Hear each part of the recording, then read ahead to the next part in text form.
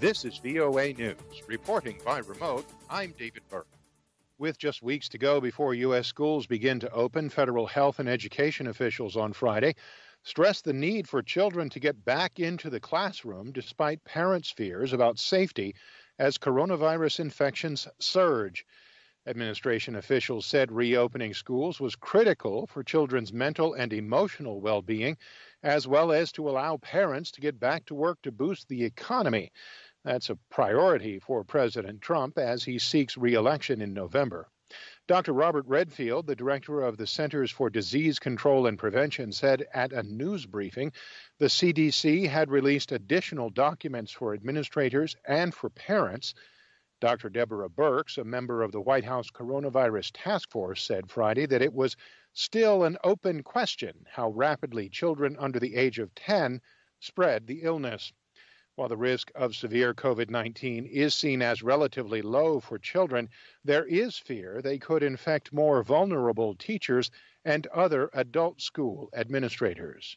The top U.S. infectious disease expert called on U.S. states with a resurgence of COVID-19 infections to pause their reopening plans to prevent the further spread of the ailment caused by the coronavirus.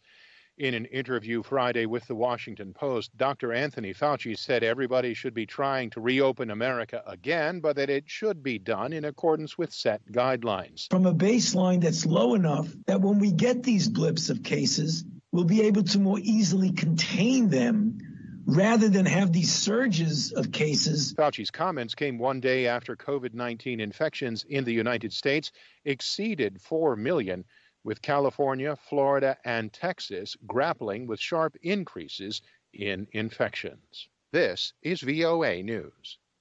President Donald Trump is moving on his own to allow imports of prescription medicines, along with other limited steps that might have some election year appeal.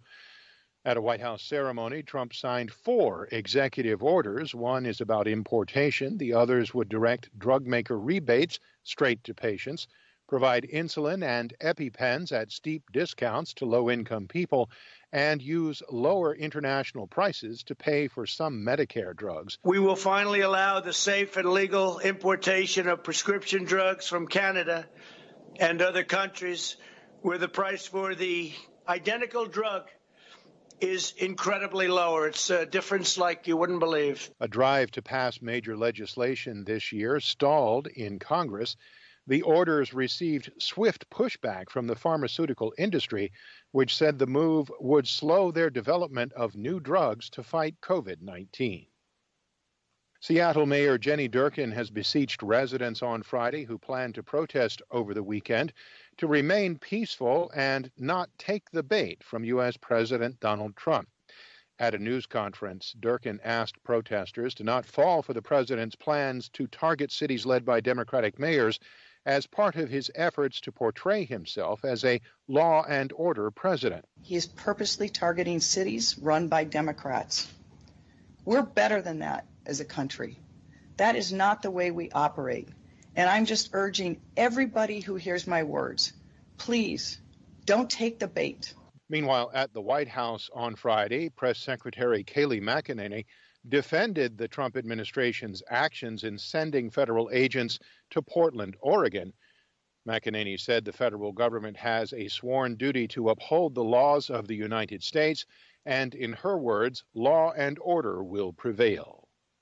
Workers at China's consulate in Houston vacated the facility Friday as ordered by the Trump administration.